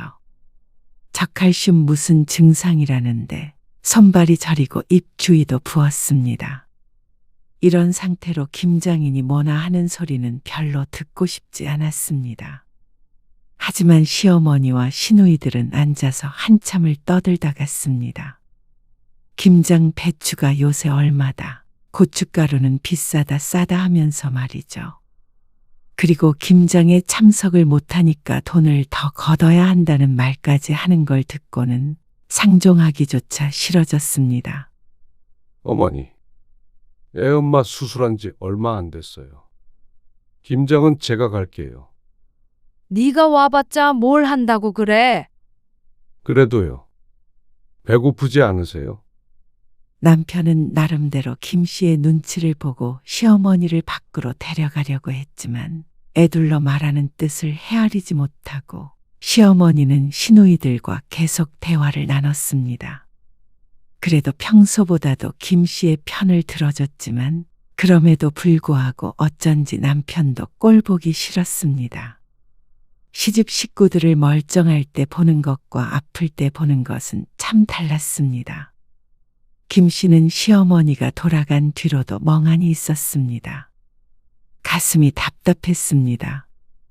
누가 목을 조르는 것 같기도 했습니다. 암 수술을 한 것도 아직도 실감이 나지 않았습니다.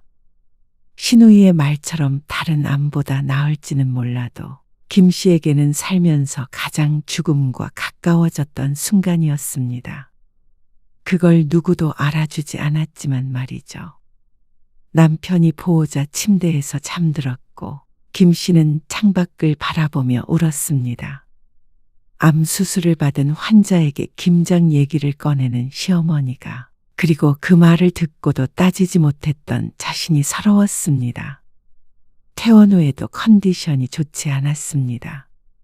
면역이 떨어진 것인지 암 환자는 다 이런 것인지 모르겠지만 김 씨는 계속 몸이 안 좋았습니다. 그래서 수술 후 2달 뒤에 있었던 시누이의 생일에도 참석하지 못했습니다. 아니, 못 온다고? 네. 못 갈 것 같아요. 못 올 것 같다는 말이 못 온다는 말이야? 아니면 올 수도 있다는 말이야? 말을 똑바로 해라. 아, 못 가요. 어머님. 시어머니의 신경질적인 대꾸에 김 씨는 또 가슴이 꽉 막힌 것 같은 기분을 느꼈습니다. 전화 통화를 하는 게 무척 불편하고 힘들었습니다. 와서 밥 한 끼 먹는 게 힘들어? 밥 한 끼로 끝나지 않을 것을 알기에 그러겠다고 할 수가 없었습니다. 수십 년간 시집 식구들 생일상을 차리는 것은 대부분 김 씨의 역할이었으니 말이죠. 아무리 시집 식구들이라도 생각이 있다면 김 씨에게 고된 일을 시키지 않겠지만 정말로 생각이 있다면 굳이 환자를 이렇게 부르지도 않을 것이었습니다. 수술 받은 지도 한참 지났잖냐? 다 나은 거 아니야? 지속적인 관리는 필요하지만 수술 후 검사에서 좋은 결과가 있었습니다. 그러니까 나았다고 볼 수도 있겠죠. 하지만 그렇다고 해서 김 씨가 암 수술을 했다는 사실이 변하는 것은 아니었습니다. 2달이면 얼마 지나지 않은 시점이었고 말이죠. 하지만 그게 보는 사람에 따라서는 다르게 보이기도 하는 모양이었습니다. 너무 그렇게 유난 떨면 안 돼. 네? 자꾸 돌아다니고 해야 면역도 생기는 거고 병도 이겨내지. 몸이 예전 같지 않아요. 그게 뭐 위암 이런 거랑 다른 거잖냐? 애들이 그러던데. 고쳐졌으면 평소대로 살아야지. 꼭 고장났던 기계를 고친 것처럼 말하던 시어머니. 시집에서 일하는 기계로 살았으니까 빨리 수리해서 돌아오라는 말 같았습니다. 허탈했습니다. 너는 원래 건강 체질이었잖아. 김 씨를 걱정하는 것 같기도 아니면 자신을 걱정하는 것 같기도 한 말이었습니다. 지긋지긋했습니다. 이번에는 못 가요. 어머님, 참나, 알았다. 적어도 지금은 시어머니의 말에 순종할 수 없었습니다. 내 몸이 안 좋은데 이것저것 신경 쓸 여력이 없었습니다. 그것 아주 작은 생각의 씨앗이었습니다. 하지만 그 씨앗은 서서히 그리고 확실하게 자라나기 시작했습니다. 암 치료가 끝난 후에 김 씨의 삶은 크게 달라지지 않았습니다. 시간이 지나서 다시 복직을 했고 일상으로 돌아갔죠. 하지만 그렇다고 시어머니의 말처럼 다시 건강 체질이 된 것은 아니었습니다. 암 수술 후 1년쯤 되었을 때 시어머니의 팔순이었습니다. 시누이가 가족 모임을 제안했고 그것이 여행으로 발전하게 되었습니다. 엄마 팔순 기념으로 가족끼리 여행 가는 게 어떨까? 엄마가 잔치는 또 번잡스럽다고 싫다고 하시잖아. 여행을 어디로? 가까운 데라도 가서 1박 2일 놀다 오면 좋지. 다 같이. 지혜 엄마한테 한번 물어보고. 물어볼 거 뭐 있어? 오히려 언니는 좋아하지? 팔순이면 그래도 언니가 신경 써야 할 게 제일 많잖아. 여행 가면 다 사 먹는데 뭘. 그런가? 남편과 시누이가 통화하는 소리를 듣고 있는데 어처구니가 없었습니다. 어째서 시어머니 팔순 여행을 김 씨가 제일 신경 써야 한다는 말인지 몰랐습니다. 칠순잔치 때도 그랬지만 정말 너무한다 싶었습니다. 그런데 그 와중에 그런가 하고 있는 남편도 기가 막혔죠. 어쨌거나 상의를 해볼게. 왜 저렇게밖에 대답을 못하는지 몰랐습니다. 만약 나중에 거절을 한다면 뻔히 김 씨의 의견이라고 생각할 텐데 말이죠. 이렇게 융통성이 없으니까 김 씨가 그동안 시집 식구들에게 눈총을 받으며 살았죠. 남편이 전화를 끊자마자 김 씨가 기다렸다는 듯이 말했습니다. 나는 1박 2일은 부담스러워. 왜? 집에서 생일상 차리고 그런 것보다는 낫지 않아? 선택지가 그거밖에 없어? 밖에서 같이 식사만 하면 되잖아. 그런가? 그러면 아가씨한테 말하게? 애엄마가 싫대. 이렇게? 설마 내가 그렇게 말하겠어? 그럼 뭐라고 하게? 나한테 먼저 말해봐. 그러자 남편이 생각해둔 바가 없는지 머뭇거렸습니다. 에라 모르겠다 싶었습니다. 당신이 알아서 잘 거절해. 나중에 내 탓이라는 말 안 나오게. 김 씨가 한숨을 쉬면서 말하자 남편은 대수롭지 않다는 듯이 고개를 끄덕였습니다. 그리고 다음 날 또다시 통화를 했는지 남편이 웃으며 김 씨에게 말했습니다. 여보, 그냥 밥만 먹기로 했어. 내가 싫다고 한 거 아니지? 아니야. 당신 탓 안 해. 그 말을 믿은 것이 바보였습니다. 며칠 뒤에 김 씨는 시어머니에게서 전화를 받게 되었습니다. 어디가 얼마나 아픈 거야? 네? 몸이 아파서 팔순 여행도 못 간다면서? 어떡하냐? 그렇게나 아파서. 아, 수술이 잘 됐는데도 아픈 거야? 그 병은? 수술이 끝나고 1년 동안 건강이 어떤지 걱정한 적도 없었습니다. 매번 명절이나 제사 때마다 불러서 똑같이 일을 시켰으면 시켰지 결코 걱정하던 분이 아니었죠. 그런데 여행을 못 가게 되니까 전화까지 해서 김 씨를 압박했습니다. 걱정하는 듯 하지만 수술도 잘 됐는데 웬 꾀병이냐 하고 따지는 것 같았습니다. 착각이었으면 좋겠지만 이어지는 말이 시어머니가 전화 건 목적을 정확히 했습니다. 그래도 팔순이라는 게 인생에 한 번밖에 없는 거잖냐?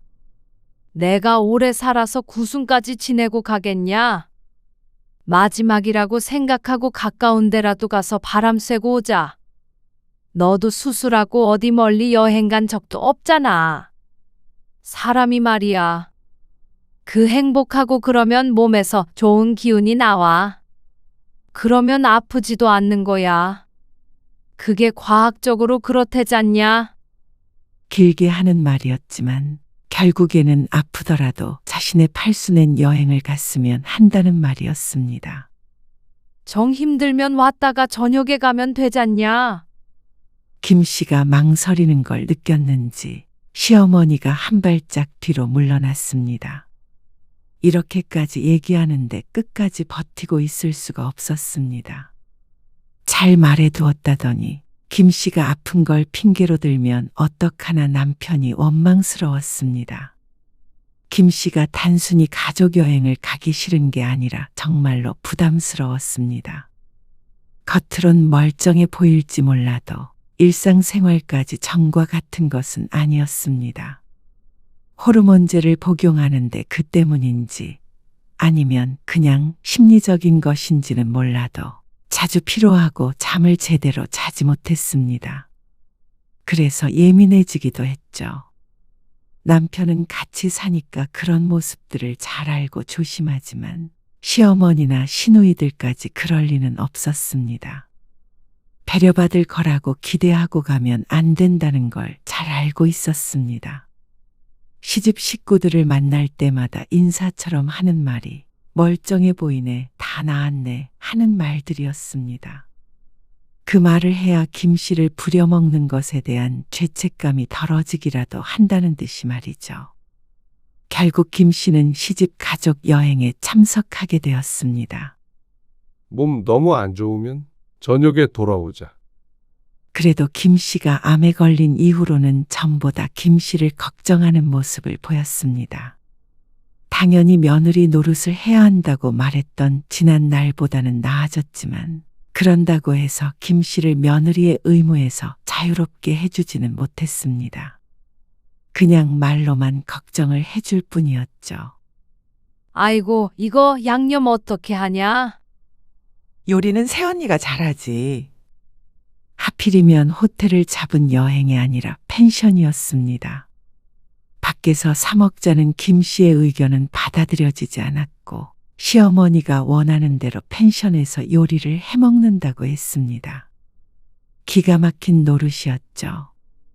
당연히 언제나처럼 김 씨가 주도해서 음식을 하길 바라는 식구들을 보면서 가슴이 뜨거워지는 기분이었습니다.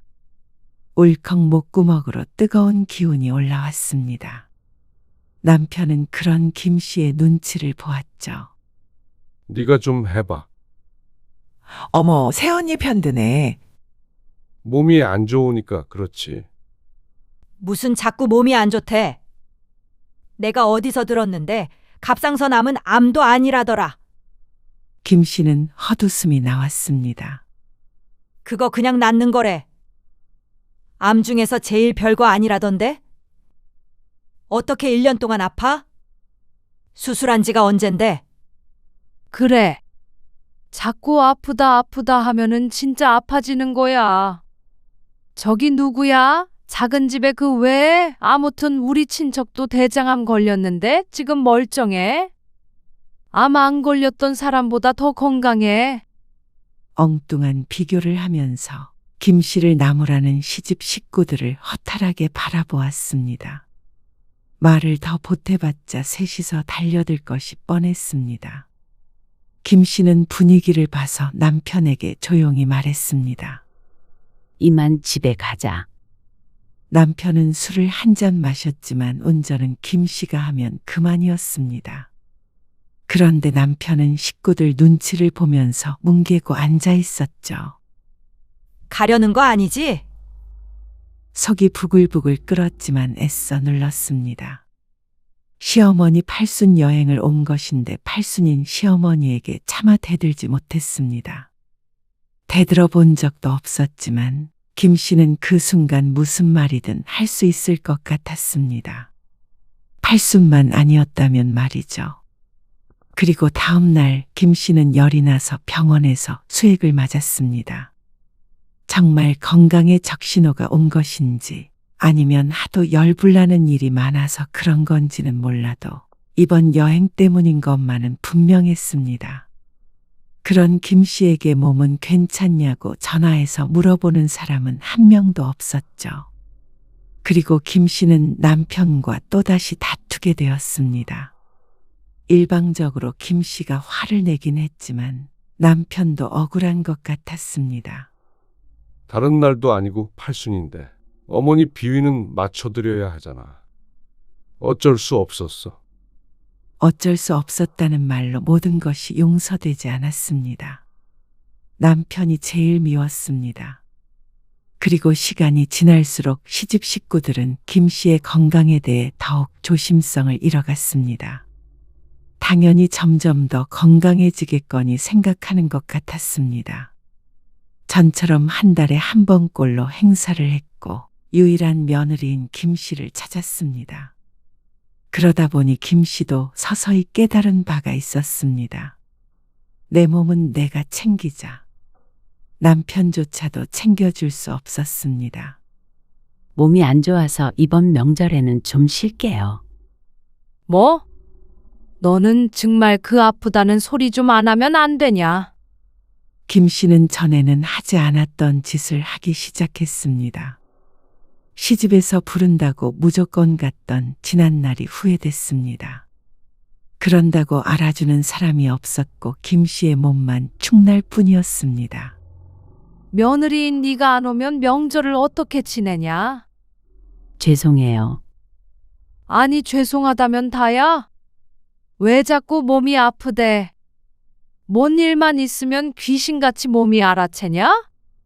지난 제사에는 갔는데 꼭 매번 김 씨가 행사에 빠지는 것처럼 말했습니다. 하지만 말이라는 것은 더 이상 김 씨를 아프게 하지 못했습니다. 실제로 내 몸을 찌를 수도 없었고 공중으로 흩어지게 두면 되었습니다. 내 한 몸 건사하기 힘드니 그런 것들이 다 무슨 소용인가 생각이 되었습니다. 그리고 그런 김 씨를 시어머니는 무척 못마땅해 했습니다. 엄마, 왜 이렇게 살이 빠졌어? 살 빠진 것 같아? 조금 빠지긴 했어. 회사 일도 그렇고 건강도 그렇고 또 시집 일도 그렇고 신경 쓰는 일들이 많다 보니까 자꾸 체중이 줄었습니다. 혹시나 암이 재발했나 싶어서 검사해 보았지만 그건 아니었습니다. 그래도 걱정이 될 수밖에 없었죠. 건강 잘 챙겨, 진짜로. 딸의 표정을 보니 가슴이 아팠습니다. 혹시나 정말로 치료하지 못하는 암에 걸렸었다면 어땠을까 상상하니까 상상일 뿐인데도 무서웠습니다. 그래서 다가오는 김장철의 시누이들의 카톡을 받고 최후의 결심을 하게 되었습니다. 올해 김장은 몇 폭이나 할 거예요? 100포기는 넘게 해야지. 근데 엄마 허리 아프다고 그러던데? 우리끼리 할 수 있나? 옳게 있잖아. 아니면 이번엔 절임 배추로 하던가. 엄마가 싫어하긴 해도 이제 시대가 달라졌으니까. 웃기는 얘기들이 오갔습니다. 시대가 달라졌다는 사람이 할 소리가 아니었습니다. 같이 하는 것처럼 말하지만 사실상 시누이들은 김장에 별 도움이 안 되었습니다. 그저 김치를 챙겨가려고 와서 얼쩡대는 것에 불과했습니다. 근데 백포기도 모자라. 정민이네 김치 부족하다고 그랬어. 김 씨는 그 메시지를 읽고 휴대폰을 내려놓았습니다. 그리고 한참을 가만히 앉아 있었습니다. 정말 더는 안 되겠다 싶어서 다시 휴대폰을 들었습니다. 올해부터는 건강상 이유로 모든 행사에 불참하겠습니다. 그렇게 보내고 나자 잠시 뒤에 휴대폰에 불이 났습니다. 대화를 나누고 있던 상황이라 곧바로 메시지를 읽은 것 같았죠. 그게 무슨 말이냐? 모든 행사라면 김장 말하는 거냐? 명절 말하는 거냐? 무슨 일 있냐? 김 씨가 대답하지 않자 난리가 났습니다. 그러고 나서 조금 뒤에 전화가 걸려왔습니다. 그런데 시어머니였습니다. 너 그게 무슨 소리냐?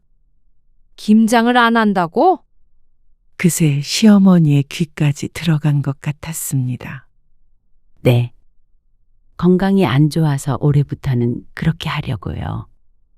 병원에서도 무리하지 말라고 했어요. 그런다고 김장을 안 해? 김치 몇 포기 담그는 거 가지고 누가 무리를 한대? 죄송해요. 이제는 저도 제 몸 돌보며 살려고요. 아, 누가 돌보지 말래? 80 넘은 나도 하는 일을 왜 못한다는 거야? 젊은 애가. 계속 살도 빠지고 이러다가 또 건강 악화되면 그때 가서 후회하고 싶지 않아요. 신정에도 안 갈 거고요. 구정에도 이제 안 가요. 뭐야? 모든 시집 행사에 불참하겠다는 말이 충격적인 모양이었습니다. 시어머니의 목소리엔 당황과 분노가 뒤섞여 있었습니다. 대신 지혜 아빠는 갈 테니까 너무 서운해하지 마세요. 안 서운하게 생겼어. 며느리가 연을 끊겠다는데. 전화 드릴게요. 연을 끊을 정도의 생각은 하지 않았습니다. 다만 더는 며느리라는 이름으로 다른 사람에게 부려지고 싶지 않았습니다. 며느리 노릇이 내 건강과 맞바꿀 만큼 가치 있고 숭고한 일이라고 생각하지 않았습니다. 김 씨는 다시 한번 시어머니에게 사과하고 전화를 끊었습니다. 그러자 시누이들에게서도 전화가 왔죠. 하지만 받지 않았습니다. 그리고 남편이 우려하며 말했습니다. 너무 극단적인 거 아니야? 다신 안 보고 살게. 건강 회복될 때까지는 그럴 생각이야. 김 씨의 말에 남편이 한숨을 쉬었습니다. 한두 시간 정도 도와주고 일어나도 되는 거잖아. 성의만 보이고. 그게 될 거라고 생각해? 그게 가능했다면 지금에 이르지도 않았을 것이었습니다. 남편이 문제였습니다. 당신은 내 편이야? 아니면 어머님 편이야? 김 씨의 물음에 남편이 움찔했습니다. 당연히 당신 편이지. 근데는 무슨 근데야? 내가 계속 몸 안 좋다고 했잖아. 내가 정말 몸져 누워봐야 후회할래? 그러자 남편은 더 이상 말이 없었죠. 당신이 가서 도와드려? 특별히 기술이 필요한 게 아니니까. 그 후 잠잠했습니다. 더 이상 전화도 오지 않았습니다. 그러던 어느 날이었습니다. 퇴근해서 집에 와보니까 현관문 앞에 웬 택배 상자들이 산처럼 쌓여 있었습니다. 이게 뭐야? 배추? 황당했습니다. 문을 열고 안으로 들어가는 것도 힘들어 보였습니다. 잘못 샀나 싶어서 송장을 확인해 보니 김 씨에게 온 것이 맞았습니다. 그리고 본인은 사람엔 시누이의 이름이 찍혀 있었죠. 어처구니가 없었습니다. 그런데 김 씨의 기분은 그렇다 치고 통행에 방해가 될 것 같아서 몇 박스는 안으로 옮겨야 했습니다. 남편도 당황한 것 같았습니다. 여보, 이것들 다 뭐야? 당신 누나가 보낸 거잖아. 뭐? 이걸 왜 여기로 보내? 나보고 김장하라는 거겠지? 그리고 그때 전화벨이 울렸습니다. 신우이였습니다. 옳게. 택배 받았지? 네. 받았어요. 내일 엄마랑 같이 갈게. 김장하러. 살다 이런 아나무이는 처음 보았습니다. 막내 신우이 뜻만은 아닐 것이었습니다. 시어머니의 지시일 가능성도 높았습니다. 아무리 김장에 참석하지 않는다는 며느리가 괘씸해도 그렇지 어떻게 이런 생각을 할 수 있는지 박수라도 쳐주고 싶은 마음이었습니다. 제가 힘이 없어서 이것들 전부 1층에 내놓지는 못하겠는데 복도에 둘 테니까 도로 가져가세요. 아니면 반송하던지 할게요. 김 씨의 말에 신우이가 펄쩍 뛰었습니다. 아니, 진짜로 김장 안 할 거야? 도대체 올케는 뭐 하는 사람이야? 우리 집 며느리 맞아? 그렇게 따지면 형님은 남의 집 식구 되신 건데 왜 참견을 하세요? 뭐야?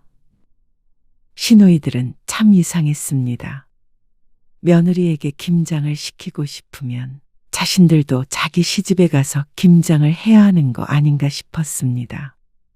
도대체 왜 그런 생각은 못하고 만만한 사람만 괴롭히는지 어처구니가 없었습니다. 저 이제 정말 더는 못해요. 누가 저보고 시집 식구들 때문에 암에 걸렸다고 하던데 정말 그렇게 만들고 싶으신 거예요? 뭐야? 누가 그런 말을 해? 미친 거 아니야? 누가 그런 말을 했는지는 안 중요하고요. 왜 그런 말을 했는지 좀 생각해 보세요. 올케 정말 웃긴다. 올케 아프다고 그래서 우리 엄마가 이런저런 사정 다 봐준 거 알아 몰라? 전혀 모르겠네요. 배추는 가져가세요. 김장할 생각 없어요. 김 씨는 그렇게 전화를 끊었습니다. 그럼에도 불구하고 다음날 시집 식구들은 기어이 김장을 하겠다고 집까지 찾아왔습니다. 그리고 김 씨는 문을 열어주지 않았죠. 이거 너무한 거 아니야? 어떻게 우리를 이렇게 문전박대해? 그리고 지금 당장 이걸 다 어떻게 옮기라고? 문 밖에서 소리치는 것을 무시했습니다. 남편도 굳은 표정이었습니다. 김 씨에게 화가 났는지도 몰랐습니다. 정말 저대로 돌려보낼 거야? 어머니가 80이 넘었어, 여보. 안쓰럽지도 않아. 그러는 당신은 내가 안쓰럽지도 않아? 남편은 복잡한 표정으로 김 씨를 바라보았습니다. 당신 앞으로 경계를 지켜주지 않으면 나는 이제 나 혼자 살 거야. 그 말에 남편의 표정이 울그락불그락해졌습니다. 그게 무슨 소리야? 이혼하겠다는 거야. 이혼까지 갈 필요는 없었으면 좋겠어. 근데 아프고 나니까 뭐든 상관없다는 생각도 들어. 인생 짧은데 싫은 소리 들어가면서 내 몸 망가져가면서 그렇게 모든 관계를 유지하고 싶지는 않아. 여보. 당신도 어머님이나 누나 동생 말이 맞는 것 같으면 그 식구들이랑 살아. 내가 보내줄게. 남편은 반박하려 했지만 입을 다물었습니다. 자신이 생각해 보아도 시집 사람들의 태도엔 너무한 구석이 다분할 테니 말이죠. 이번에는 진짜야. 당신이 선택해. 김 씨의 질문에 남편은 한참 침묵했습니다. 그리고 천천히 입을 열었습니다. 알았어. 당신 말대로 하자. 그렇게 한참을 밖에서 소리를 지르다가 시어머니와 시누이들이 돌아갔습니다. 배추는 나중에 가져가려는지 건들지 않았죠. 그리고 주말에 택배 상자들은 전부 치워졌습니다. 메시지도 한가득 와 있었습니다. 거의 김 씨를 저주하는 내용의 메시지들이었습니다. 그 중에는 시어머니가 김 씨에게 단단히 실망했다는 내용도 있었죠. 남편이 직접 시어머니에게 전화를 걸었습니다. 어머니, 이제 지혜 엄마는 부르지 마세요. 무슨 일이 있든 저만 갈게요. 뭐? 네가 지금 무슨 소리 하는 거야? 그거 다 꾀병이야. 수술한 지가 언젠데 아직도 암 타령을 하고 있어. 누가 그 속을 모를 줄 알고. 어머니, 그만하세요. 병원에서도 무리하지 말라고 했어요. 정말로요. 아이고, 네가 여시한테 홀렸다. 여시한테. 여태 순한 척하면서 어떻게 살았다니. 어머니, 계속 그러시면 저도 안 가요. 뭐야? 너 말 다 했어? 자꾸 그렇게 화내고 그러시면 거리 두고 살 수밖에 없어요. 일단 김장하실 거면 제가 갈게요. 네가 뭘 와? 설에도 저만 가고요. 어쨌거나 이제는 며느리는 없는 셈 치세요. 다음에 갈 테니까 그때 얘기해요. 남편은 전화를 끊었고 김 씨는 남편을 바라보았습니다. 됐어. 남편의 말에 김 씨는 고개를 끄덕였습니다. 이런다고 지난 세월이 사라지는 것은 아니었지만 남편이 이렇게 분명히 선을 긋는 건 처음이었습니다. 미안해. 진작 이랬어야 했는데. 나 때문에 당신이 아프네? 남편이 김 씨의 손을 잡았습니다. 처음으로 남편이 내 편처럼 느껴지는 순간이었습니다. 그 후로 시집과의 관계는 사실상 단절되었습니다. 연락도 많이 왔는데 김 씨는 굳이 확인하지 않았습니다. 보나마나 좋은 소리가 아닐 게 뻔했으니 말이죠. 그리고 김 씨는 시집과 거리를 둔 후 조금씩 변하기 시작했습니다. 살도 2kg이나 쪘고 잠도 잘 잤습니다. 매번 시집에 갔다가 탈진하던 패턴이 사라지니 체력도 좋아진 것 같은 기분이 들었습니다. 착각일지 몰라도 심리라는 게 몸에 중요한 역할을 하는 것 같았습니다. 정기 검진에서도 좋은 말을 들었습니다. 그리고 김 씨는 자신을 위한 시간을 갖기 시작했습니다. 딸의 조언을 들어서 동네 요가원에 등록했습니다. 몸이 뻣뻣하고 나이가 있으니 남들과 같은 자세를 취할 수는 없었지만 확실히 혈액순환이 잘 되는 것 같은 느낌이었습니다. 몸을 천천히 움직이며 호흡에 집중하는 시간이 좋았습니다. 그동안 얼마나 몸을 혹사했는지 깨달았습니다. 직장은 그만두지 않았습니다. 충분히 관리하며 일할 수 있었습니다. 외부적으로 힘든 일만 없다면 말이죠. 그리고 남편이나 딸과 가까운 곳으로 여행도 다녔습니다. 남편과 진지하게 이혼도 고려했지만 그래도 남편이 노력을 많이 하고 있어서 더는 이혼 생각을 하지 않았습니다. 물론 또다시 같은 상황이 된다면 김 씨는 그때도 자신을 위한 선택을 할 듯 했습니다. 엄마, 요즘 얼굴 많이 좋아졌어. 그래? 그런 것 같아? 응. 생기가 있네. 김 씨는 진심으로 웃었습니다. 그래? 요즘 좀 살 것 같아? 암에 걸린 뒤로 새 삶을 부여받은 기분이었습니다. 그동안의 삶은 잊고 새로운 삶을 잘 살아야겠다는 생각도 들었습니다.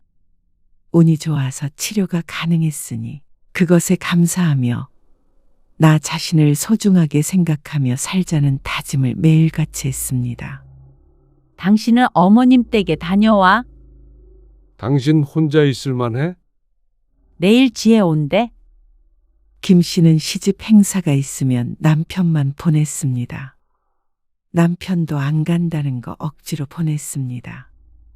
나중에 자식과 갈라놨다는 원망을 듣기 싫었습니다. 김 씨도 때로는 남편과 떨어진 시간도 필요했고 말이죠. 남편이 나간 뒤 김 씨는 소파에 기대앉아 눈을 감았습니다. 아무것도 하지 않아도 되는 오후였습니다. 이렇게 편안한 하루가 있다는 사실에 감사했습니다. 건강하게 하루를 보낼 수 있다는 것이 축복이었죠. 죽을 고비를 넘기고 나서야 비로소 얻은 일상이었습니다.